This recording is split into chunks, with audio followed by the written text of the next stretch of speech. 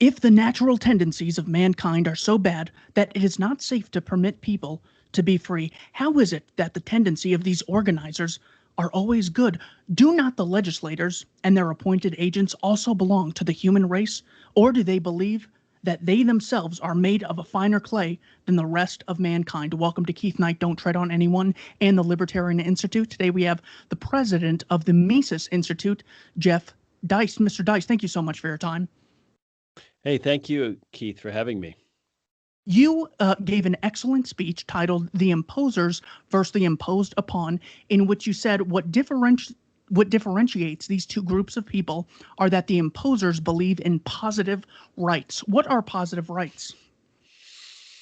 Well, yeah, that's a big question, isn't it? Basically, a positive rights versus a negative rights worldview probably tells us a lot about a person's politics. Namely, a positive rights worldview says that you have certain rights in the political sense of the word, not necessarily in the natural rights sense of the word, but in the political sense of the word, to essentially certain material things in this material world of ours. Like perhaps you have a right to a good job, some kind of employment. Perhaps you have a right to housing, a right to food, a right to medical care. These sorts of things as some sort of basic standard of living. And frankly, there's something outlandish about this. This is sort of the undercurrent of the West in the late 20th and early 21st century. There are lots and lots of Western countries whose political and economic traditions are not too much unlike our own here in the United States, who have essentially a basic income, who have certain guaranteed rights, oftentimes written down in their own national constitutions, certain positive rights. In other words, every citizen of that country is entitled by political right to, let's say, housing or to free education or free healthcare or some of these things. So as much as it might not sit well with someone who sees the world as I do, it's not radical. It's not a radical proposition. I mean, positive rights is a very strong and enduring tradition in the West. And it certainly finds voice today in people on both the left and the right. You can call it a social safety net. You can say it's, UBI, universal basic income. You can see it in the rent and mortgage moratorium we have currently going, which is a form of extended unpaid housing. Might not be free in the long run. You can see it in calls by people like AOC, for certain welfare programs to be extended and broadened, like for instance single-payer universal health care in this country. So that is positive rights in a nutshell. It is the political right of a citizen to certain material things in society, and it has in the full conception held by, let's say, certain Marxists and certain socialists. It even goes beyond the material world. It goes into the social and psychic world. In other words, you have a right to not just maybe a job, but a job that has meaning to you. You have a right to artistic expression. You have a right to love, perhaps even to physical companionship. So, that you can take this concept beyond the material world. Now, contrast all that with what I would consider a natural rights tradition, which is definitely a negative rights concept, which basically says that human beings, by virtue of their own existence, whether you view that as being part of Mother Nature or God or a religious tradition, however you view that, just by virtue of their humanity, everyone ought to basically possess sovereignty over their physical body and their physical property. And so it's basically an argument against applying force or fraud to another human being or trespassing on them physically or their property physically, but not much beyond that. In other words, nobody has a right to make anybody else give them property. Nobody has a right to make anyone else do things like not paint their house bright pink or give them a job or, come over to their house as a doctor and treat them for their cold or whatever it might be. So the negative rights tradition, which flows from a natural law tradition, whether, I take that sort of via Aquinas as channeled through Murray Rothbard, basically says that our fundamental rights are pre-political. They're outside of politics. They exist whether there's any political codification of them or not. And the only justification for politics and government, if there is any, is to enforce and protect those rights. And of course, I think people like you and I would say that most of what government does is anything but. Most of what government does represents a usurpation of those natural negative rights. So it's two very different ways of looking at the world. And a lot of that comes from nature, I think. Doug Casey has written about, hey, maybe some people are just sort of wired to be natural libertarians. Maybe there's some weird missing chromosome that we don't know about. Or it could come from nurture.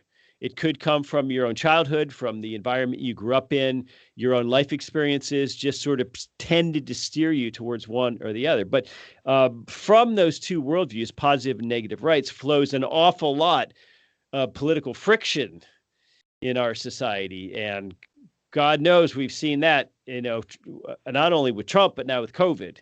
Hugely divisive issues, and I don't credit me with this, but there's there are writers saying it's almost as though Americans are watching two different movies.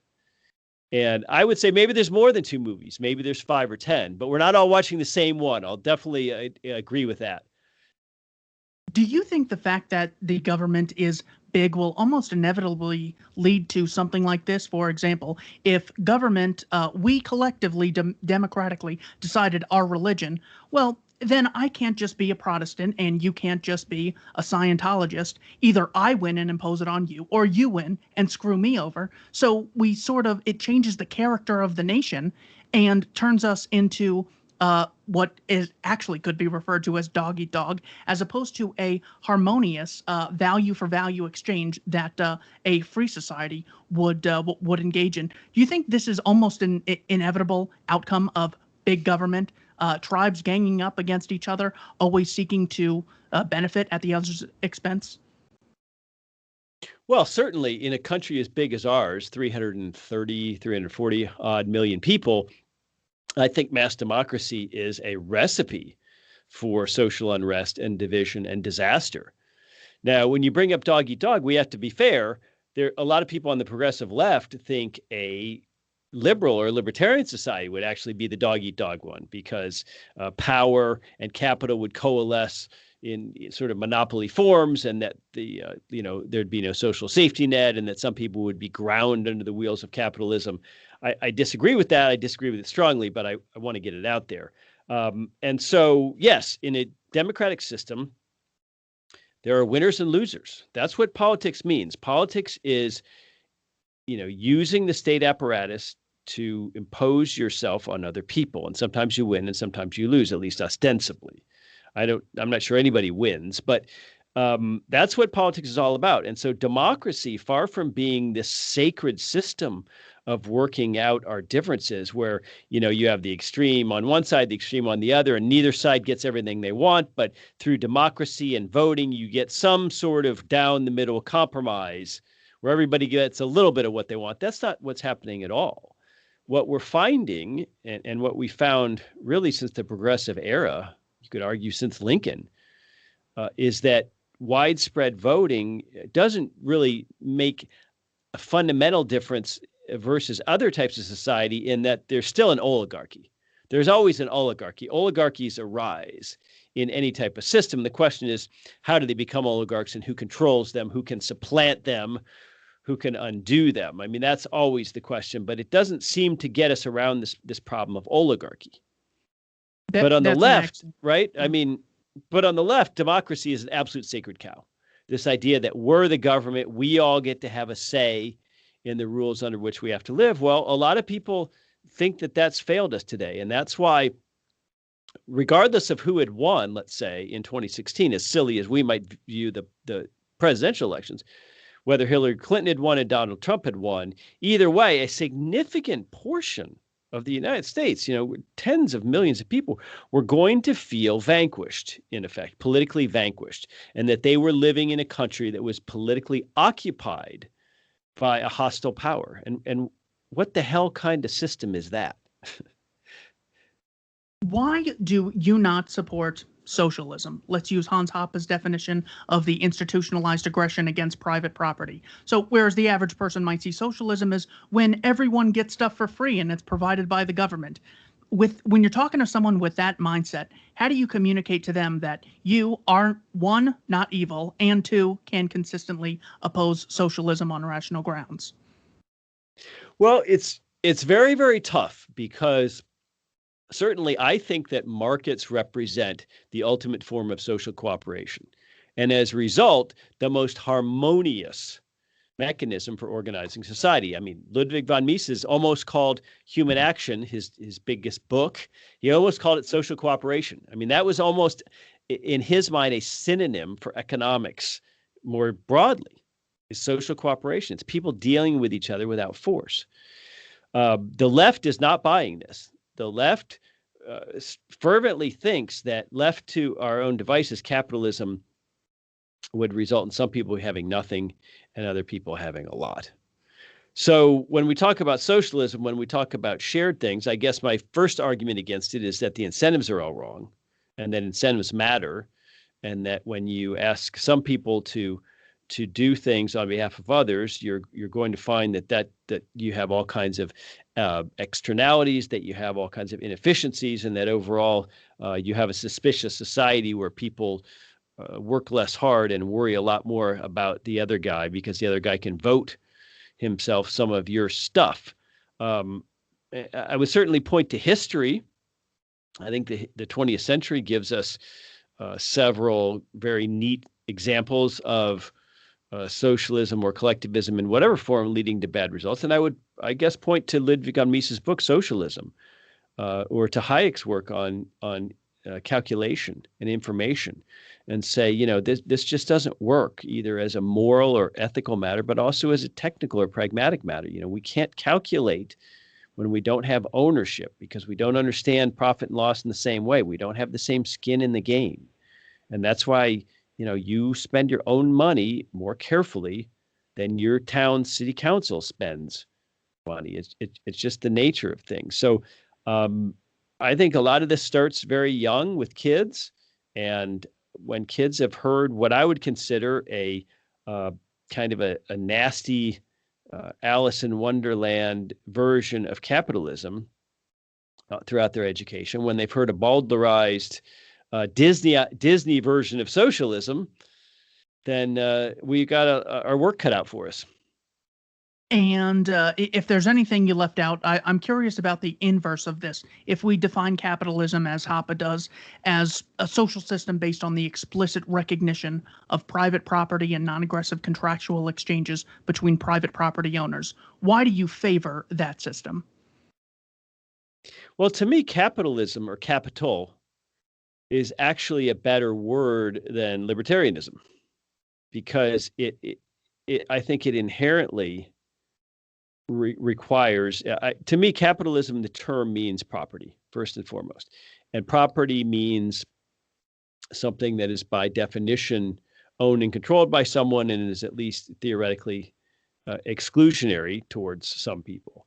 And so that includes our bodies, right? We have ownership on our bodies. That may seem like a strange concept, and that rubs a lot of religious people the wrong way. But I think you know what I mean when I say ownership in your body.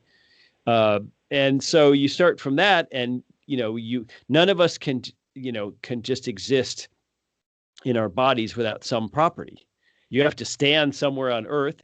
You have to have clothing, presumably around your body. You have to have some sort of shelter over your head. You have to have food and calories and H2O so that you don't die. So all of these things become immediate necessities. And so property sort of goes out from that in concentric circles.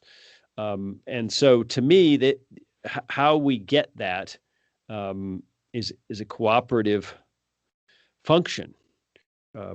Yes, we can beat other people over the heads and take what they have. And yes, a lot of human history is just that. But with the agricultural revolution, which stopped us having to hunt and be nomadic, and then with the industrial revolution, which allowed economies of scale with respect to productivity, especially in farming and food, but also in all kinds of other things we need.